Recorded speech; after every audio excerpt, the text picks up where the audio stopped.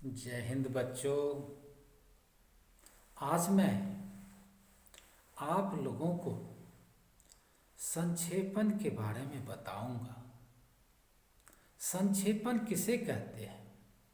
किसी मूल संदर्भ का संक्षेपण हम किस प्रकार करते हैं, आइए हम जानते हैं।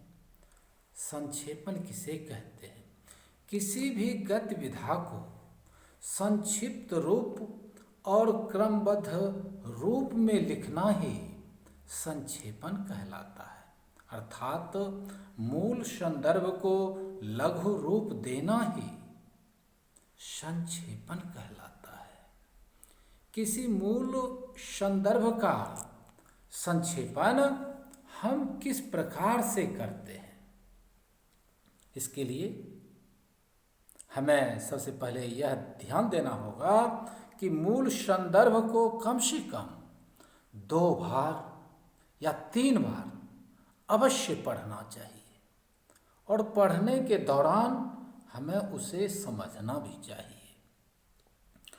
दूसरा में अनावश्यक तथ्यों को बिल्कुल हटा देना चाहिए, जैसे कठिन शब्द हुआ, मुहावरेदार हुआ, कहावत हुआ, लोकोक्ति परक हुआ, अलंकृत शब्द हुआ, इन सारी चीज़ों को बिल्कुल हटा देना चाहिए। इसके बाद मूल संदर्भ में अपनी ओर से कुछ नहीं जोड़ना चाहिए, कुछ नहीं टीका टिप्पणी करनी चाहिए।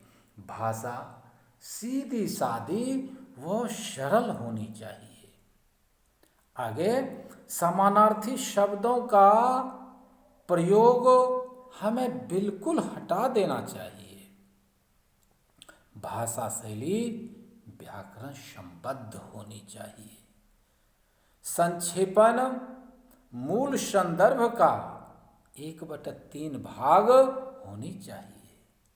अंत में एक उपयुक्त शीर्षक अवश्य देना चाहिए। प्यारे बच्चों, थोड़ा सा ध्यान देना है। संक्षेपण में शीर्षक शब्द की गिनती नहीं होती है, इसलिए अगर आप शीर्षक देंगे उसको 1/3 में आप गिनती नहीं करेंगे। तो इस तरह से हम लोग संक्षेपण करते हैं।